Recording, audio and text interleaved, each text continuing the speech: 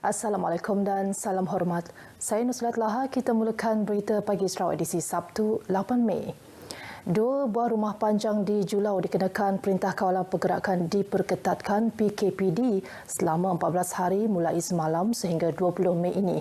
Menurut kenyataan Jawatankuasa Pengurusan Bencana Negeri JPBN, 2 rumah panjang itu ialah Rumah Luyuh dan Rumah Unjan Nanga Lundo, Julau.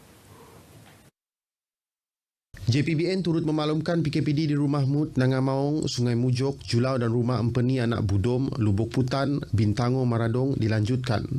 PKPD di Rumah Mut, Nanga Maung dilanjutkan hingga 16 Mei, manakala Rumah Empeni Anak Budom pula dilanjutkan sehingga 23 Mei. Sementara itu, PKPD di 4 kawasan ditamatkan melibatkan Kampung Sileng Dayak, Lundu, Kampung Rayang, Serian, Kampung Darul Falah, Sungai Gemuan dan Rumah Juni, Ulu Pedanum, Pakan. Dalam pada itu, Sarawak merekodkan 6 kes kematian akibat jangkitan COVID-19 semalam menjadikan jumlah kematian meningkat kepada 201 orang. 3 kes kematian dilaporkan di Hospital Sibu dan masing-masing 1 kes di Hospital Bintulu, Hospital Miri, Klinik Kesihatan Bintango.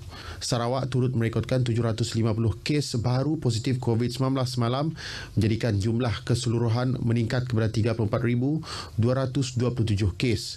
Daripada 750 kes, hampir 69% dikesan di Miri, Selangau, Sibu, Serike, Bintulu, Pusak dan Kanuit.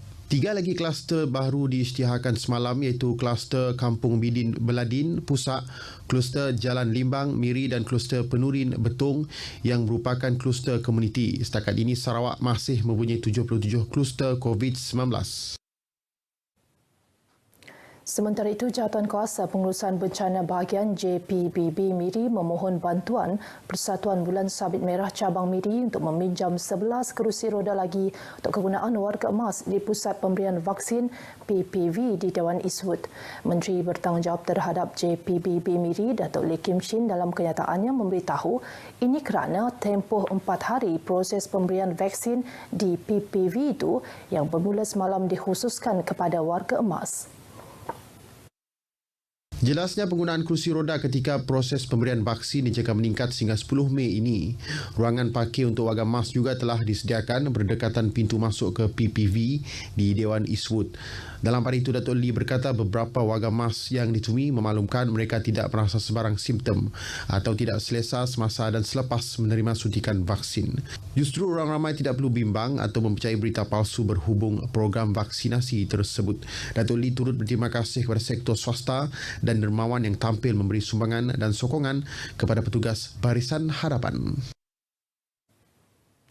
Polis Sarawak menyangkal dakwaan Sekretariat Penerangan Parti Keadilan Rakyat PKR Sarawak bahawa pihaknya tidak telus dan hanya mengeluarkan permit kepada wakil rakyat daripada Gabungan Parti Sarawak GPS untuk bergerak bebas di negeri ini. Pesuruhjaya Polis Sarawak Dato' Aidi Ismail dalam satu kenyataan media menyifatkan dakwaan itu tidak tepat kerana polis memberikan permit kepada semua wakil rakyat yang mahu bergerak dalam negeri untuk menjalankan tugas rasmi tanpa mengira parti politik yang mereka wakili.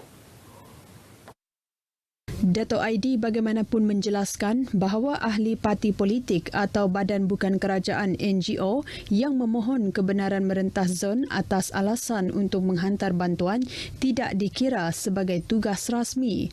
Semua bantuan tersebut katanya perlu diserahkan kepada pejabat residen bahagian untuk diuruskan oleh petugas Jabatan Kebajikan Masyarakat di bahagian berkenaan. 3 anggota polis ditahan reman hingga 14 Mei depan bagi membantu siasatan kes seorang konstabel yang mati tertembak rakan sekerja di sebuah rumah di Lorong Permai Timur semalam, Taman Permai di Sibu. Perintah reman itu dikeluarkan oleh Magistrat Muhammad Syukri Mokhtar semalam. Ketua Polis Daerah Sibu, Assistant Commissioner Stanley Jonathan Ringgit berkata ketiga-tiga mereka yang berusia 21, 23 dan 27 tahun merupakan rakan serumah. Katanya jenazah mangsa akan dihantar pulang ke kampung halamannya di Pahang selepas semua urusan di Sibu selesai. Dalam kejadian kira-kira pukul 7 malam Khamis, Konstabel Nur Halim Tumiran, 25 tahun, yang merupakan anggota unit rondaan bermotosikal di Ibu Pejabat Polis Daerah Sibu Sibu ditemukan maut dengan kesan tembakan di kepala di rumah berkenaan. Berdasarkan siasatan awal, Assistant Commissioner Stanley Jonathan Ringgit berkata, mangsa datang ke rumah sewa yang didiami rakan setugasnya itu untuk bermain permainan komputer sebelum waktu berbuka. Bagaimanapun, seorang rakan mangsa dikatakan bergurau dengan mengacukan pistol ke arah mangsa sebelum tertarik picu dan tertembak mangsa. Mangsa yang baru sebulan setengah ditugaskan di Sibu selepas menamatkan latihan asas kepolisan meninggalkan seorang isteri dan seorang anak berusia setahun. Kes itu disiasat mengikut Seksyen 302 Kanun Keseksaan. Projek naik taraf sistem perparitan di Tudan Desaras 6 Miri diyakini mampu mengatasi masalah banjir kilat yang sering berlaku di lokasi tersebut. Menteri Pengangkutan Datuk Lee Kim Shin berkata projek tersebut yang dilaksanakan bermula Mac lepas dijangka siap pada Julai depan. Projek perparitan konkrit berukuran 80 meter panjang dan 1.5 meter lebar itu membabitkan kos RM100,000 di bawah peruntukan projek transformasi luar bandar Dewan Undangan Negeri Senadin. Datuk Lee yang juga ahli Dewan Undangan Negeri Senadin menyatakan demikian selepas meninjau perkembangan projek naik taraf tersebut. Beliau berkata pihaknya turut meluluskan peruntukan RM150,000 bagi menambah projek konkrit besar seumpama itu di kawasan Tudan Desaras. Dalam tinjauan berkenaan, Datuk Lee turut mencadangkan Jabatan Pengairan dan Saliran Miri melaksanakan projek tambahan iaitu terus menyambungkan perparitan tanah ke sungai berhampiran untuk mengatasi masalah banjir. Projek naik taraf jalan simen di Rumah Kumbung Nanga Sekeranji Julau yang menelan kos RM50,000 telah siap sepenuhnya. Ahli Dewan Undangan Negeri Adun Meluan Roland Duat Jubin berkata projek itu telah dilaksanakan secara gotong royong oleh penduduk rumah panjang tersebut sejak 26 Januari lalu. Jelasnya meskipun dilaksanakan secara gotong royong, ia mengikut spesifikasi yang ditetapkan Jabatan Pengairan dan Saliran selaku agensi pelaksana. Pada masa sama, beliau memaklumkan telah memantau projek sambungan jalan sama yang dilaksanakan oleh Majlis Daerah Meradong dan Julau dengan peruntukan RM60,000. Beliau menyatakan demikian ketika dihubungi pemberita RTM. Sementara itu, Roland berkata beliau telah meluluskan peruntukan RM5,000 kepada Jawatan Kuasa Kemajuan dan Keselamatan Kampung dan RM2,000 kepada Biro Wanita Rumah Kumbung untuk mereka menganjurkan aktiviti tahunan. Ketua Menteri Datuk Patinggi Abang Johari Tun Openg menyertai sekitar 100 ketua masyarakat dan ketua kaum dalam satu majlis berbuka puasa di Kompleks Dewan Undangan Negeri Petrajaya Kuching malam tadi. Majlis iftar itu diadakan bagi merapatkan hubungan antara kerajaan dan pemimpin setempat.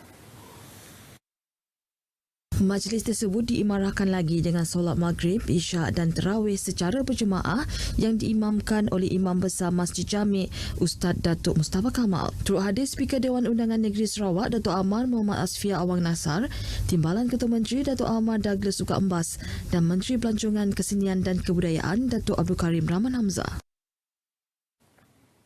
Bersempena perayaan Hari Raya Aidilfitri dan Gawai yang menjelang tiba, Majlis Kebajikan dan Sukan, anggota-anggota Kerajaan Maksak Wanita Sarawak mengadakan program agihan bubur pedas kepada semua kaki tangan awam yang bertugas di Wisma Bapa Malaysia Petrajaya Kuching. Majlis simbolik agihan bubur pedas itu disempurnakan isteri Ketua Menteri, Datuk Amar Jumaani Tun Tuanku Haji Bujang melibatkan 7 penerima mewakili 175 petugas di pusat pentadbiran kerajaan negeri itu. Agihan sumbangan bubur pedas ini merupakan program tahunan setiap kali bulan Ramadan menjelang tiba bagi meraihkan jasa dan pengorbanan kaki tangan awam di atas usaha serta kerja keras mereka dalam melaksanakan tugasan ke arah pembangunan Sarawak. Turut hadir Pengerusi Maksak Wanita Sarawak Datin Amar Evelyn Ritikos, Timbalan Pengerusi Maksak Wanita Sarawak Datin Sri Badayung Bujang serta semua anggota Exco Maksak Wanita. Di Sri Aman, seramai 250 klien Jabatan Kebajikan Masyarakat JKM menerima sumbangan daripada Yayasan Petronas di bawah program Sentuhan Kasih Hari Raya Aidilfitri. Sumbangan berupa barangan makanan, pelitup separuh muka dan cecair pembasmi kuman itu sebagai persediaan menyambut Hari Raya bagi penerima yang kurang berkemampuan. Sumbangan disampaikan Pengurus Besar Petronas Wilayah Sarawak Zulaihi Muhammad Matali kepada Pengarah JKM Sarawak Noria Ahmad. Program Sentuhan Kasih merupakan sebahagian daripada aktiviti tanggungjawab sosial korporat Yayasan Petronas yang dianjurkan setiap kali musim perayaan utama di negeri ini. Program Kesihatan The Biggest Loser anjuran Klinik Kesihatan Bandar Miri mendapat sambutan menggalakkan daripada masyarakat walaupun berhadapan cabaran pandemik COVID-19. Namun penganjurannya dilaksanakan dengan mematuhi prosedur operasi standard SOP yang ketat. Pegawai Perubatan Klinik Kesihatan Bandar Miri, Dr. Nur Ariana berkata, bagi mematuhi SOP, beberapa aktiviti tidak diadakan seperti senaman bersama, hiking, bermain badminton dan aerobik. Bagaimanapun, ia tidak mematahkan penganjur melaksanakan program tersebut kali ini sehingga berjaya menerima penyertaan seramai 60 orang peserta.